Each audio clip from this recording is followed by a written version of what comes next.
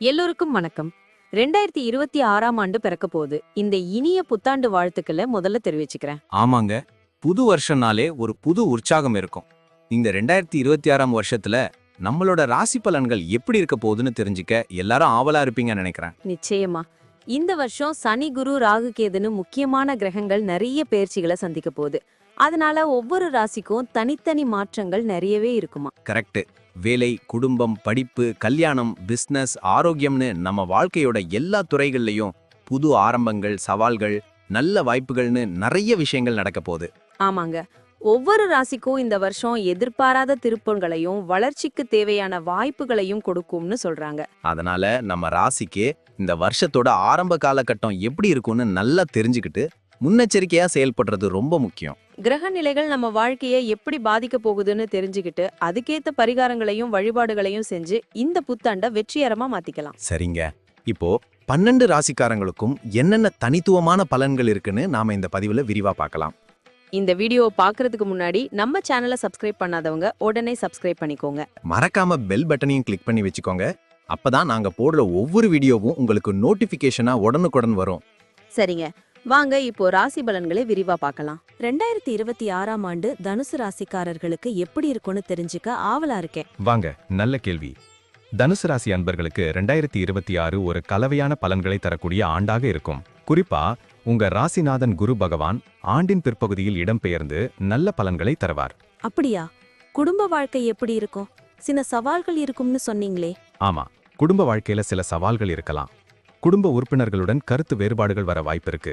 பொறுமையாகவும் விட்டு கொடுத்தும் போறது ரொம்ப நல்லது. இல்லன்னா உறவுகள்ல விரிசல் ஏற்படலாம். கணவன் மனைவிக்கிடையே சில பிரச்சனைகள் வந்து பிறகு சரியாகிடும். பெரியவங்க ஆலோசனைகளை கேட்கறது நல்லது. குடும்பத்தில் சுபகாரியங்கள் நடக்கும் வாய்ப்பும் இருக்கு.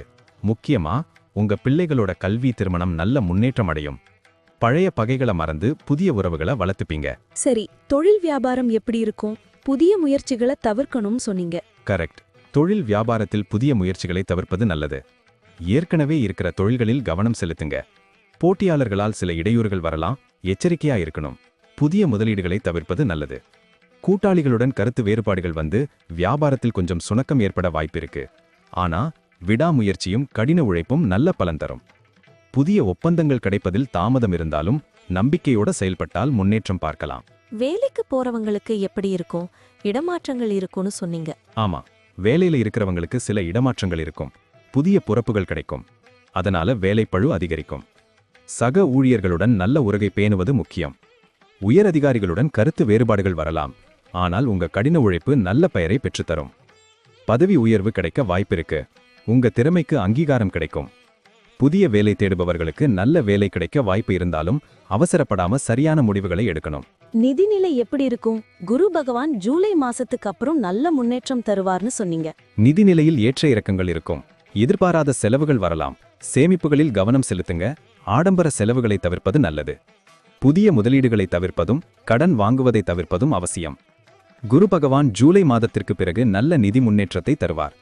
குடும்பத்தில் சில நிதி நெருக்கடிகள் வந்தாலும் நீங்க திறமையா சமாளிப்பீங்க. பழைய கடன்களை அடைக்க நல்ல வாய்ப்புகள் கிடைக்கும். ஆரோக்கியம் எப்படி இருக்கும்? கொஞ்சம் கவனமா இருக்கணும்னு சொன்னீங்க. கண்டிப்பா ஆரோக்கியத்தில் கவனம் செலுத்தணும். சின்ன சின்ன உடல் உபாதைகள் வரலாம். உணவு பழக்க வழக்கங்களில் கவனம் செலுத்துங்க. முறையான உடற்பயிற்சி அவசியம். குறிப்பா மூட்டு வலி, முதுகு வலி போன்ற பிரச்சனைகள் வர வாய்ப்பிருக்கு. மன அழுத்தத்தை குறைக்க யோகா, தியானம் செய்யலாம். மருத்துவ செலவுகள் வர வாய்ப்பிருக்கு. அதனால உடல் ஆரோக்கியத்தில் கூடுதல் கவனம் செலுத்துங்க.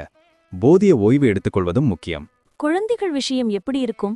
கவலைகள் இருக்கும்னு சொன்னீங்க. குழந்தைகள் விஷயத்தில் சில கவலைகள் வரலாம். அவங்க கல்வி, எதிர்காலம் குறித்து சிந்திப்பீங்க. ஆனா உங்க பிள்ளைகள் படிப்பில் நல்ல முன்னேற்றம் காண்பாங்க. அவங்களுக்கு நல்ல வழிகாட்டுதலை கொடுப்பது அவசியம். உங்க பேச்சை கேட்டு நடப்பாங்க. திருமண வயதில் இருக்கிறவங்களுக்கு நல்ல வரன்கள் அமைய வாய்ப்பு இருக்கு. பிள்ளைகளோட ஆரோக்கியத்தில் சில பிரச்சனைகள் வரலாம். அதனால அவங்க மேல தனி கவனம் செலுத்தணும். பயணங்கள் எப்படி இருக்கும்? தவிர்க்க முடியாத பயணங்கள் இருக்கும்னு சொன்னீங்க. பயணங்கள் தவிர்க்க முடியாததாக இருக்கும். சில சமயங்களில் பயணங்களான அலைச்சல் அதிகரிக்கும். இருந்தாலும் சில பயணங்கள் உங்களுக்கு நன்மை பயக்கும். புதிய இடங்களுக்கு போய் வருவீங்க. ஆன்மீக பயணங்கள் மேற்கொள்ள வாய்ப்பு இருக்கு. நீண்ட தூர பயணங்களை தவிர்ப்பது நல்லது. வெளிநாடு செல்லும் வாய்ப்புகள் சிலருக்கு அமையலாம். பயணங்களில் கவனமாய் இருக்கணும். திருட்டு போகும் வாய்ப்புகளும் இருக்கு. கிரக நிலைகள் எப்படி இருக்கும்? சனி, குரு, ராகு, கேது பத்தி சொன்னீங்க. 2026ஆம் ஆண்டு முழுவதும் சனி பகவான் உங்க ராசி 4ஆம் வீட்டில் சஞ்சரிப்பதால் வீடு மனை தொடர்பான விஷயங்களில் சில பிரச்சனைகள் வரலாம். குரு பகவான் ஜூலை மாதம் வரை 8ஆம் வீட்டில் சஞ்சரிப்பதால் எதிர்பாராத செலவுகளும் தடங்கல்களும் இருக்கும். ராகு பகவான் 3ஆம் வீட்டில் சஞ்சரிப்பதால் புதிய நண்பர்கள் கிடைப்பாங்க, ஆனா அவங்க கிட்ட கவனமா இருக்கணும். கேது பகவான் 9ஆம் வீட்டில் சஞ்சரிப்பதால் ஆன்மீகத்தில் ஆர்வம் அதிகரிக்கும், ஆனால் சில சமயங்களில் குழப்பங்கள் வரலாம். இந்த கிரகநிலைகளால் சில சவால்கள் இருந்தாலும் குரு பெயர்ச்சிக்கு பிறகு நல்ல மாற்றம் உண்டாகும். மொத்தத்துல 2026 தனுசு ராசிக்கு எப்படி இருக்கும்? மொத்தத்துல 2026 உங்களுக்கு பல பாடங்களை கற்றுத்தரும் ஆண்டாக அமையும். சவால்களை சந்திக்க வேண்டியிருந்தாலும் உங்க விடாமுயற்சியும் நேர்மறை சிந்தனையும் உங்களுக்கு வெற்றியை தேடித்தரும். குரு பகவானின் அருளால் ஆண்டின் பிற்பகுதியில் நல்ல பலன்களை பெறுவீங்க. பொறுமையாகவும் நம்பிக்கையோடும் செயல்பட்டா இந்த ஆண்டை சிறப்பா முடிப்பீங்க. எந்த ஒரு முக்கிய முடிவையும் எடுக்கிறதுக்கு முன்னாடி நல்லா யோசிச்சு செயல்படுவது நல்லது. நன்றி. இப்ப நான் சொன்ன அனைத்து விஷயங்களும் பொது பலன் மட்டுமே. உங்களுடைய தனிப்பட்ட ஜாதகத்தை பொறுத்து சில மாற்றங்கள் இருக்கலாம். இருந்தாலும் பெரும்பாலும் நான் சொல்றது உங்க வாழ்க்கையில நடக்கும். ஆமாங்க, அது மட்டும் இல்லாம சில விஷயங்கள்ல நம்ம எடுக்கிற முடிவுகளும் நம்மளோட தன்னம்பிக்கையும் கூட பெரிய மாற்றத்தை ஏற்படுத்தும். அதனால இந்த பலன்களை ஒரு வழிகாட்டியா எடுத்துட்டு உங்க வாழ்க்கையில நீங்க இன்னும் சிறப்பா செயல்படலாம். நான் சொல்றதெல்லாம் உங்களுக்கு பிடிச்சிருந்ததுன்னா ஒரு லைக் போட்டு உங்க நண்பர்களுக்கும் ஷேர் பண்ணுங்க. கண்டிப்பா. மேலும் நம்ம சேனலை சப்ஸ்கிரைப் பண்ணி பக்கத்துல இருக்கிற பெல் ஐகானையும் கிளிக் பண்ணி ஆல்னு செலக்ட் பண்ணி வச்சுக்கோங்க.